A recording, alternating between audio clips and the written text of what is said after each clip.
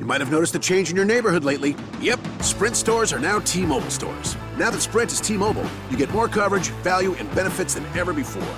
We've invested billions to bring our 5G from big cities to small towns across America. And great coverage is just the start. From high-speed mobile hotspot data to weekly deals and giveaways, our customers get tons of great benefits. Head to your new T-Mobile store to learn more.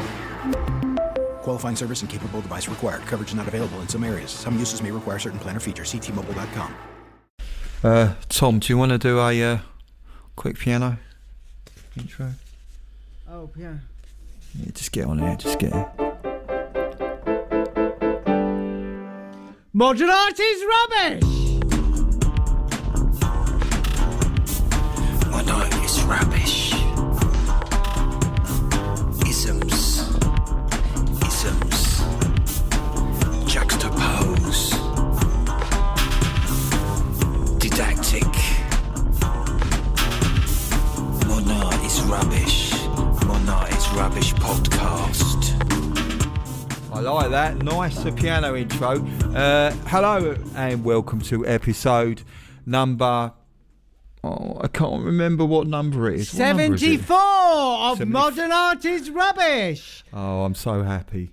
It's 74. Why am I happy it's 74? I don't know. There's no reason why 74 should make me any happier than any other number in its 70s, but 74's a nice number, isn't it? It's a nice... What year were you born?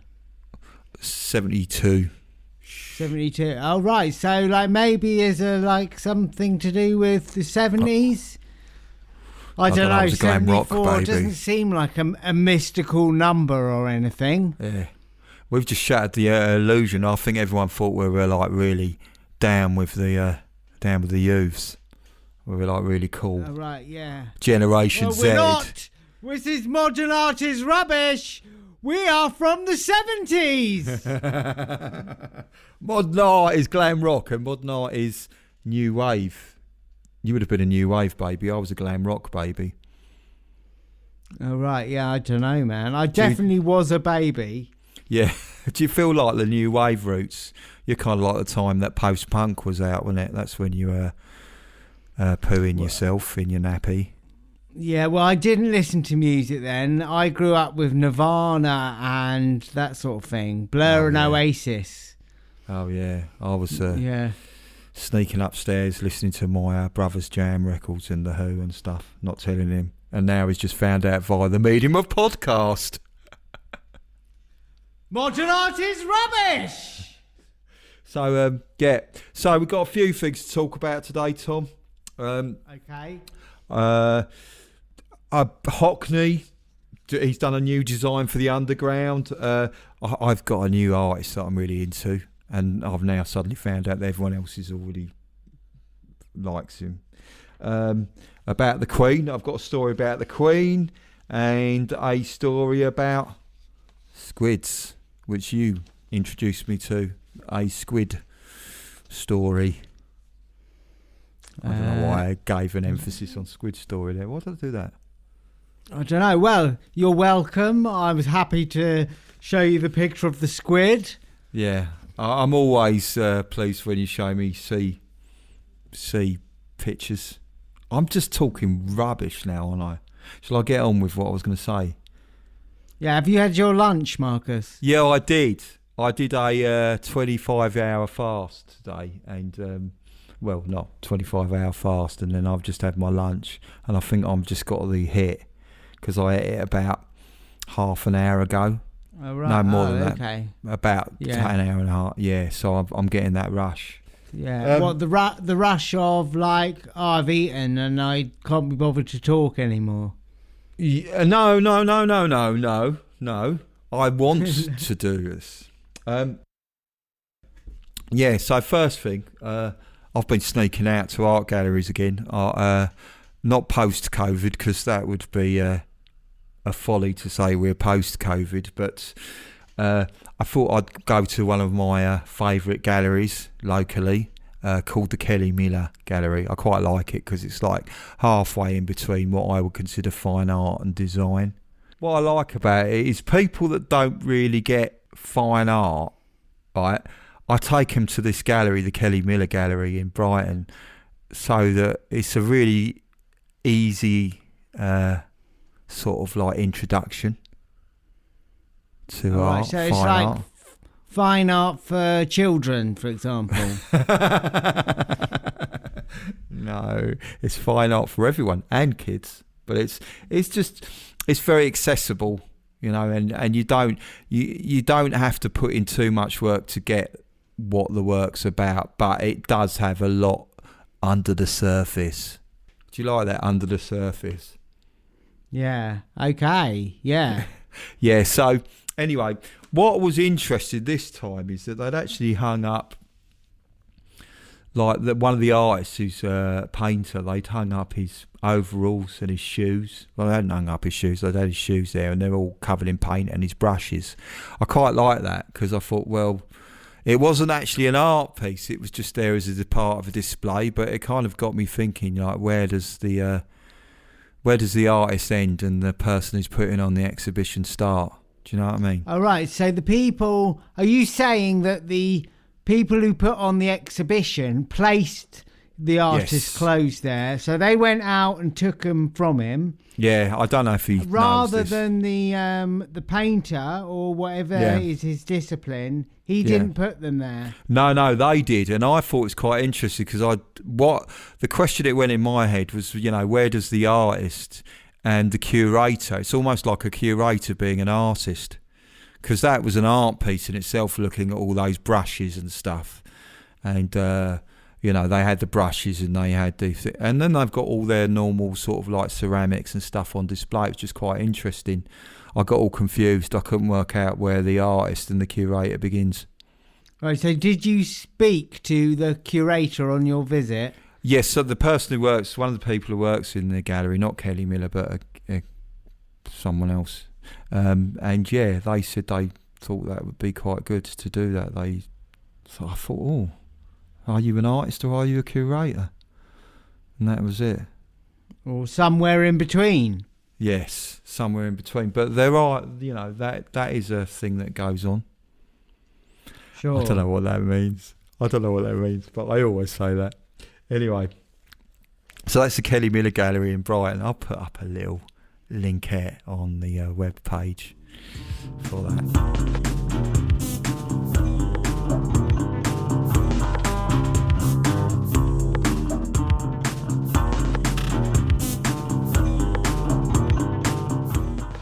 Tom, did you see that picture? What do you think of the new design by David Hockney for the London Underground?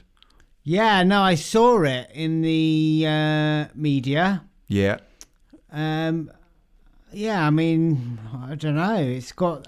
The thing that initially occurred to me was like, the S is in the wrong place. Like, because Yeah. they've got Piccadilly Circus, it's an underground sign, Yeah. and the S is like slightly underneath.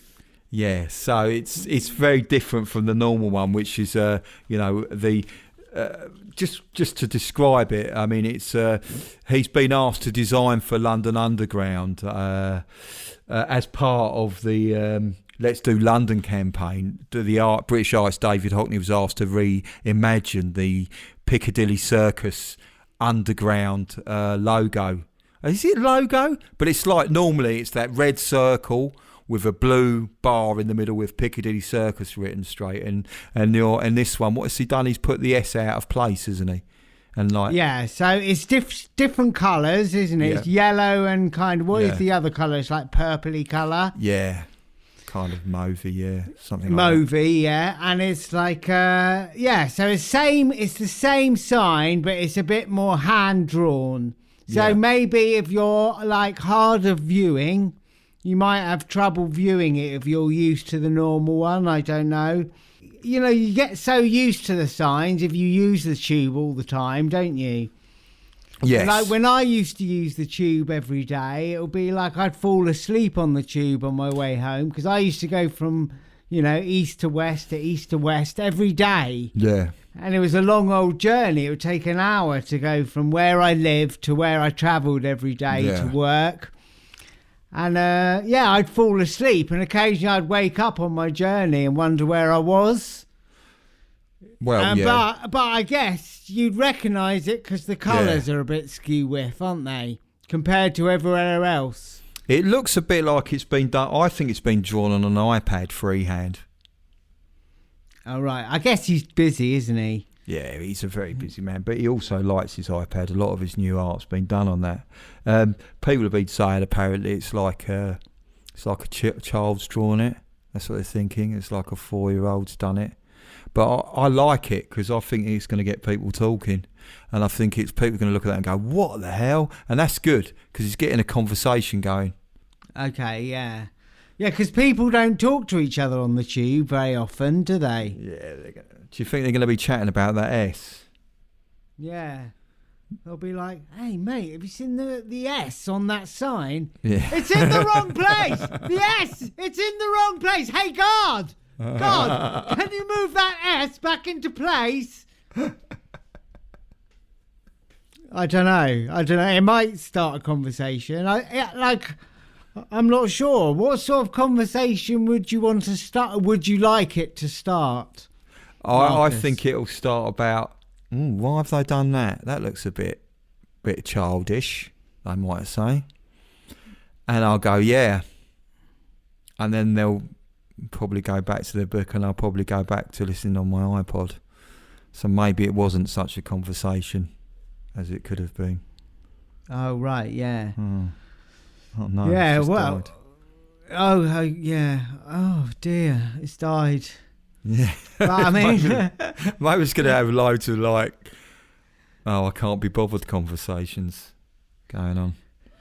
Yeah, well, people are quiet on the underground. They don't want to talk to each other. I suppose I don't know what it is about the London Underground. It's a bit more chatty around the country, I'd say, on trains and buses. I don't know if you know this. I actually did this on the Underground once. I decided to just pay everyone a compliment. So I looked for this. I thought, I'm just bored. So I just decided to actually say, I like your shoes. I actually like the way your tie's done. That's really good. And in a genuine way, I genuinely found things to compliment pretty much everyone in the carriage. I think I got smiles, but I don't know if they got he's a special kind of person and they were just smiling at me for that. Or whether they're smiling because I gave them more genuine compliments. But I just wanted to break the barrier. Oh, right, yeah. So was this filmed or was it just like a personal experiment? Well, no, it's a personal experiment. It's more at a time before things were done for likes or views. Yeah. Yeah, it was that kind of time. Oh, right, okay. Oh. So there you go. Oh, I like your shoes. Oh, nice top. Looks really good on you. You seem like a really nice bloke. Right. On to the next one, Tom. I've been going on about this artist to you, probably like in subtle hints throughout the week, but I've came across this artist called Eric Ravilious. But it's a British artist that I'd never heard of, but now suddenly when I go into bookshops, like in the local Brighton bookshop, there's like about 5 books on him.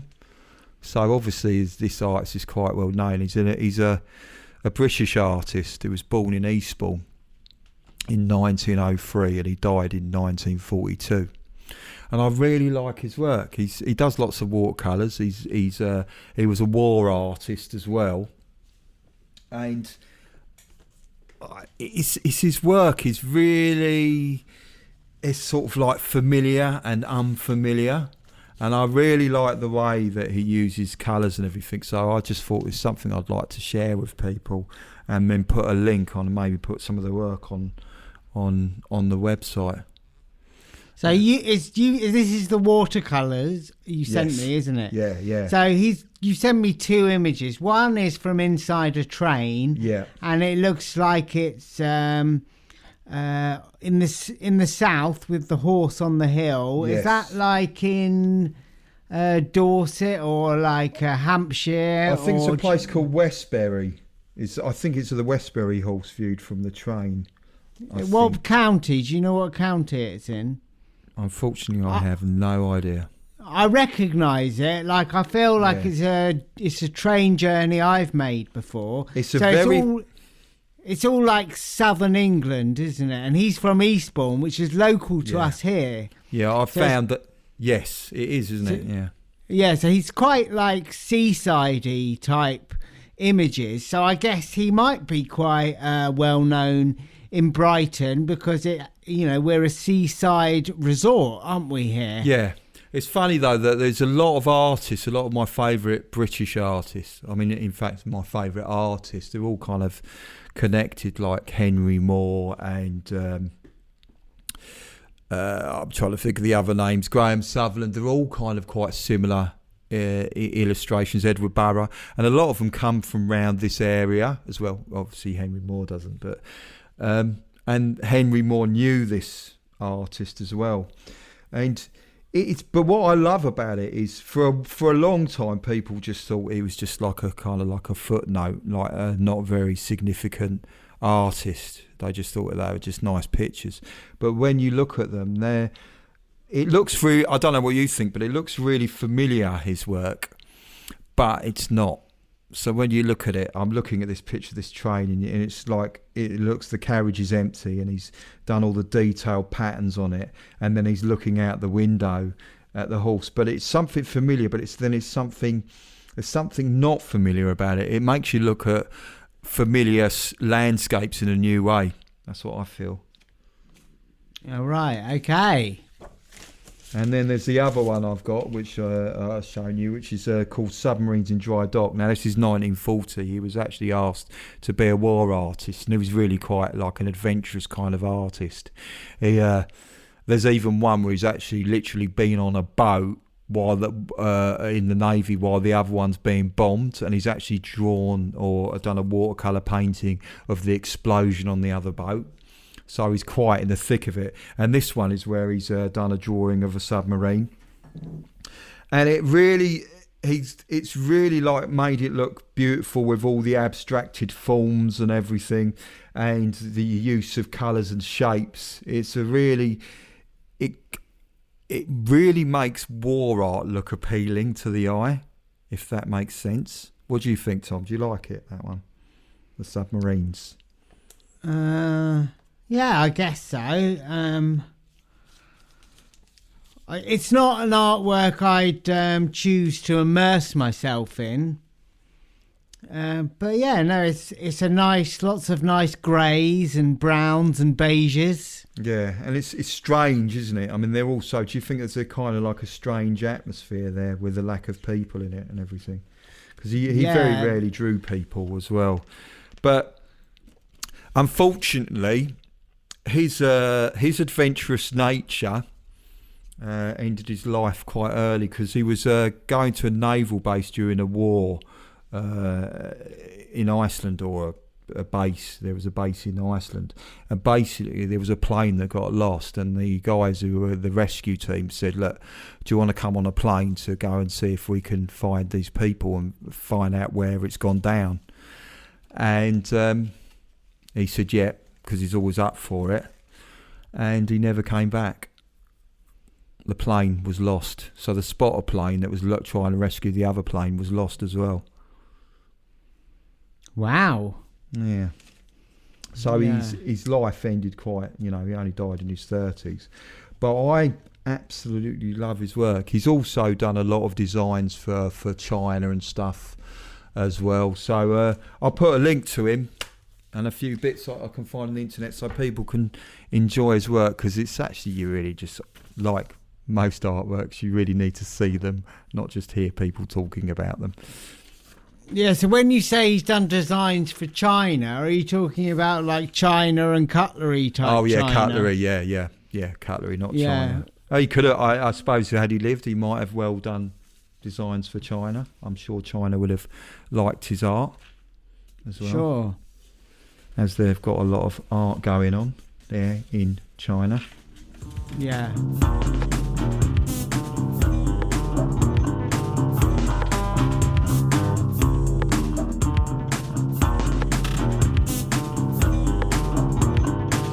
So, Tom, on to the next story I saw. Basically, the Queen has started selling drugs.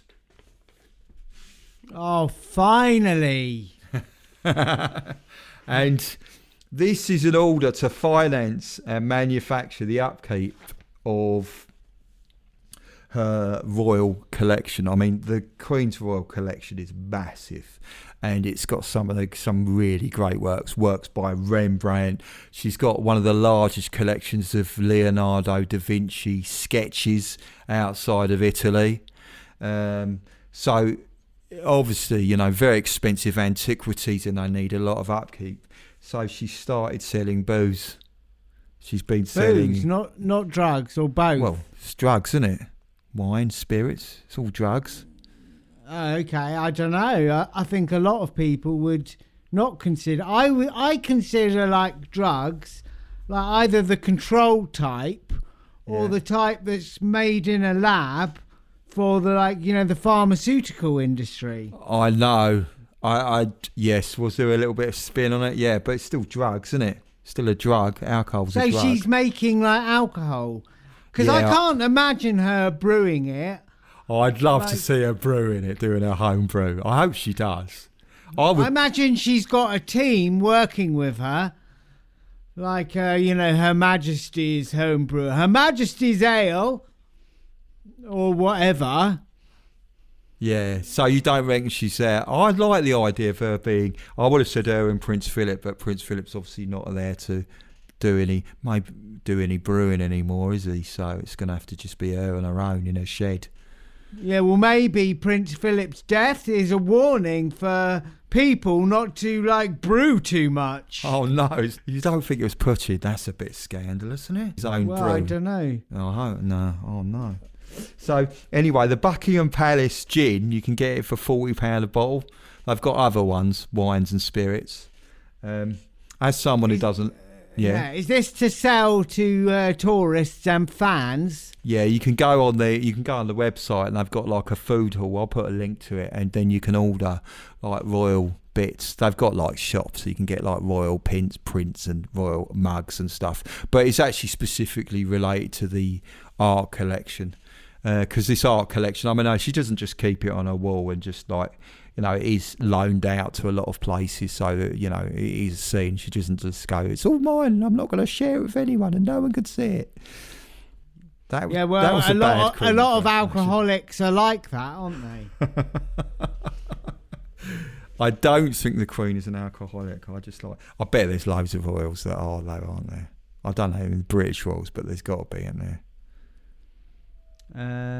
Yeah, well, I can't comment on royals I've never heard of or the Queen's personal habits.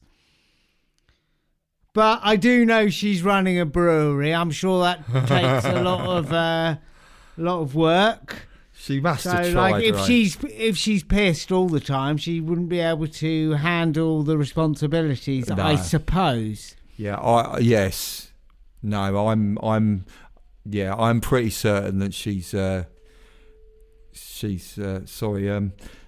I don't know if anyone can hear. Can you hear, Tom? The dog below has started howling again.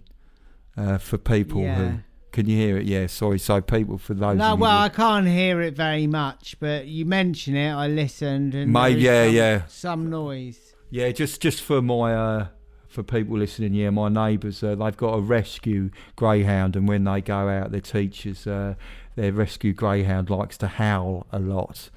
Maybe they could give it a little bit of royal gin. That might work. Well, maybe they've already given it royal gin. Well, rather than it, we should say he or she. He. Or them. I don't know, whatever they like to be referred to. I don't know if dogs have the same rules as us humans. I don't know, but I did see someone get upset that we shouldn't be calling dogs pets, but I didn't even give the article a second look. Right, so as I was saying, there's some really great art that's going on in that the Queen owns, and I've just picked one which I really like. Is the artist by the Dutch artist Jan Vermeer, and it's called Lady at the Virginal with a Gentleman. and it was painted in the early 1660s. And this is a painting, you know.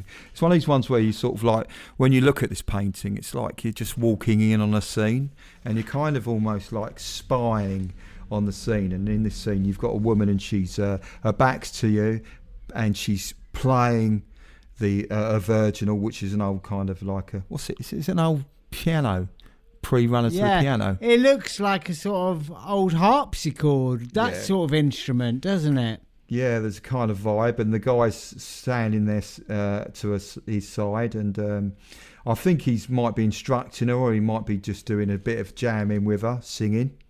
And there's a beautiful diffused light, and Vermeer is really good, the painter, with the light, and also there's this really detailed floor pattern which is made up of squares, and a beautiful ornate detailed rug, and rather carelessly and dangerously they've just stuck a double bass on the floor. Yeah, it looks like one of my rooms. Yeah, but have you stuck a bass? Have you just shoved a bass in your studio? Would you stick a bass on the floor like that, where it's a really clearly a trick? She steps backwards, she's going to fall over that. Well, you haven't been in my studio for quite a long time now, Marcus. But mean, many people comment on the health and safety nature of visiting my studio, because there's, you know, equipment all over the floor, cables, instruments. You know, normally in my case they're guitars or guitar related stuff. But I mean, you know, it looks like a studio scene. Though obviously in the era of the whatever this instrument was called. Yeah, virginal. In the era of the virginal, they didn't have music recording equipment, I presume. And I don't know what era this artist is. 1660s this was painted around. Yeah, so this is like, you know, many centuries pre music studio. Yeah. So you reckon they get... yeah, it is a health and safety hazard, but it's one I'm used to. But the other thing is, do you reckon she's going to turn around and suddenly go, actually, I just want to jam that out on the double bass, and then go back to the virginal? Do you think that's why it's lying like that? Well, you did mention he's either instructing her or jamming with her. It's likely there is a bit of jam going on there with that other instrument. Yeah. Laid down like that, like it's just been used, and then... they've moved on from it and they're doing something else now. Yeah, I just think it's a bit careless, quite honestly, though. But I mean, it's a very still scene, and what's really interesting about it as well is the fact that Vermeer has painted, and particularly for the time, the main, probably what would be considered the main protagonist of the picture. I don't know, protagonist, not the right word for a painting, but I'm using it anyway. Her back is to us. And that, for that kind of time, is quite groundbreaking. I know, to have... Yeah, so interesting enough. I don't know if you know, but this painting was actually the subject of a really excellent documentary, which was made in 2014, called Tim's Vermeer. Do you know that documentary, Tom? No. If I saw the documentary, I'd probably avoid it, because it would sound too boring. No, it's not. It's really interesting. It's basically there's a guy from a Texas inventor who really loves this painting, but he wants to find out how Vermeer actually did it and actually see if he can paint a Vermeer himself. Now, he's not actually an artist. He's like drawn a little bit here and there, but he's not really done that much painting. So he actually, during the course of the documentary, he actually looks at what Vermeer might have used and tries to recreate, using optical lenses and mirrors, how to find out how Vermeer created it, because they believe that Vermeer used drawing aids to create the work. And in the end, he's actually able to create a painting and using optical equipment. So that's how It's almost a bit, I mean, it's not to take away from what Vermeer did, but it's almost like he's kind of like looked through the mirror and then traced it. So set up the scene and then traced it onto the canvas. Yeah, so when you say drawing aids, are you talking about that mirror you just mentioned? Yes, like a kind of like the mirror. So basically it's like a mirror angled, I think at 45 degrees and a big lens, and the kind of like what he sees, and this is what Tim did in the documentary, what he sees is sort of like is projected onto the canvas. Because if you look at some of the detailed work, it's so detailed you couldn't actually do it with the eye. You need some kind of device to be able to do it, and the way that the light has been painted. Yeah, surely you need a brush. Yeah, yeah. Or at least lead, bit of lead or something. Bit of lead? What do you mean, I bit of don't lead? know. I was thinking a pencil, but I'm not sure what they had in the 17th century. I don't know what they had. No, I mean, well, I know they had oil. I mean, obviously, oils was the main thing, but I don't know if they had any other. I mean, I would have thought that charcoal was just like burnt bits of. I mean, charcoal is literally bits of burnt wood, but I think that's probably, you know, that was probably as common as having a pencil. Yeah. So, yeah, so that's a really good documentary. Again, I'll put a link up to that. I'm going to see if I can get you see if I can find a link to it, or maybe rent it out, Tom, so you can see that, because it's really good, really interesting. You'll be fascinated. You'll be doing a Vermeer of your own before you know it. Yeah, maybe. I've got to leave myself open to it, I suppose. Yes. Yeah. Yeah, if you've got time, if you find the time to do it. Now a short advertisement break. Hey, Tom, come here. Do you want some of this? Some of my own brew? 50p. I'm selling it for 50p. Oh, yeah, I love it. Do I have to buy it, though? Can't I just take some? No, mate. I've got this turtle art print here, and it's costing me too much. I've had it for like 2 years now, and I keep having to pay artists to come and touch it up, so I thought I'd start selling a homebrew. Oh, Marcus, stop, you idiot! What? You could just go to modernartisrubbish.com and download a new high-definition turtle art print, rather than, like, spending all your hours making this homebrew and trying to sell it to these poor royals. You're joking. Oh, man. So, just head over to modernartisrubbish.com and subscribe to our email list to get your free artwork and to be updated on the latest Modern Art is Rubbish news. And on to the final story, Tom. The squid, the one that you talked about. Would you like to tell us about the squid? Okay. So a town in Japan have built a giant squid with the COVID release fund that places were given by the government, I presume. Yeah, it's $6.3 million, wasn't it? Yeah. So they received money, and with the money they've built a giant art piece. Yeah, just to add that they've received $6.3 million equivalent in yen, and then they've used $230,000 equivalent of it to buy it. Yeah, so one of the things I noticed about it straight away, apart from the humour of the story, because it was it was written like the story in British press as a bit of a scandal in Japan. Yeah, but it looks a bit like a piece that Filthy Luca might have made.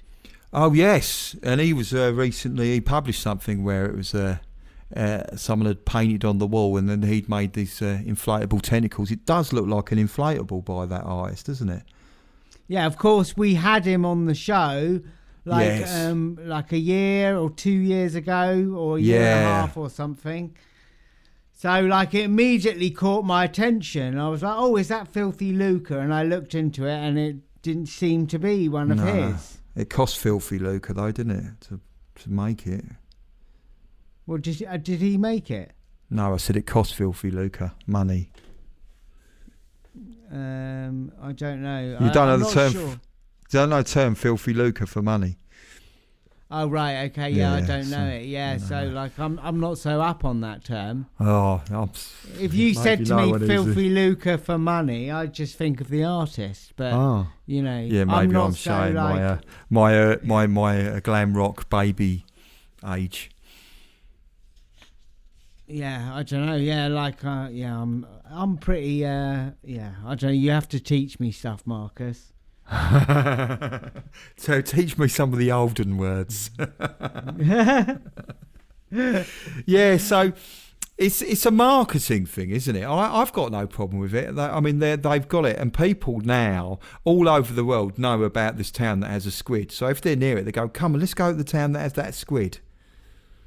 Oh, so it's like a tourist attraction. Yes, yeah, and they're famous for their squid. I assume squid dinners. So I think it's actually good. I think they've bought worldwide publicity, and that's not that bad a price for that kind of publicity. Okay, yeah. What do you think? That's my perceptive. Yeah, I like it. Sense. I think it's a real addition to the area. I don't know the area. This is the first I've ever heard about the area. If you said, "Can you tell me anything about the country of Japan?" Yeah. And I'd say, well, in the port of Noto, they have a sculpture of a flying squid. Yeah. And it's very pink, isn't it? Yeah, and it looks... It's very pink, yeah. I would go and see it. If I was nearby, I would drive 60 miles to see that. All right, yeah, 60 miles. Is that your limit? If it was 70 miles, you'd say, "Oh, hang on a minute, are you taking the piss?" Yeah, I wouldn't. Yeah, I would go 60. I would cover 60 miles to see that. That's how good it is. Yeah, how far would you walk to see it? I'm thinking about the Proclaimers song, "Walking 1,000 Miles," but 500 they walked, but I guess they probably went there and back. Yeah, not to the squid. Yeah, so I would probably. I'd go for a run, 4 miles. 4 miles. Okay. Yeah, 4 miles for that squid. It's a 4-miler sculpture, which is good. That's pretty good, 4-miler, to be honest. So I'll put a link on the website to that.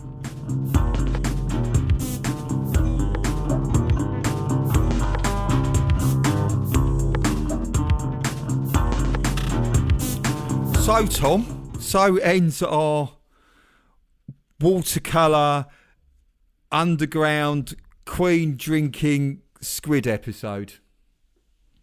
Do you like the way I got everything in that ending? I thought it was good. Yeah, so okay, yeah, what was the we didn't have a mention of our friend of Henry Moore. I forget all the names, man. What was that guy called? Eric Ravilious. Yeah, I did the watercolour. Eric Ravilious, yeah. So I've never heard of him, but there you go. So I've learned something about Eric Ravilious. Yeah. It's either Ravilious. I can never pronounce his name, but yes, I'd never heard of him, and then I realised that everyone else had. Well, not everyone else had, but everyone else in Brighton there seems to be a lot of books about him. Thanks to everyone for listening. Please, if you've got any questions or comments, email us on info@modernartisrubbish.com. Head over to modernartisrubbish.com for images from the show, and if you like it, please spread the word. Anything else to add before buys, Tom? Put the S back! Please put the S back! Bye. Am I doing your bye as well? Yeah, it seems like you are. I'm just sat here quietly. Goodbye!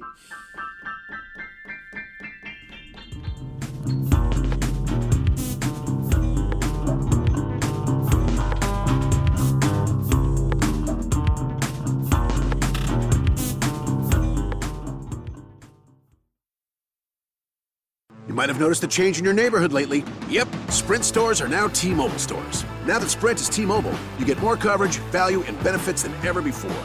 We've invested billions to bring our 5G from big cities to small towns across America. And great coverage is just the start. From high-speed mobile hotspot data to weekly deals and giveaways, our customers get tons of great benefits. Head to your new T-Mobile store to learn more.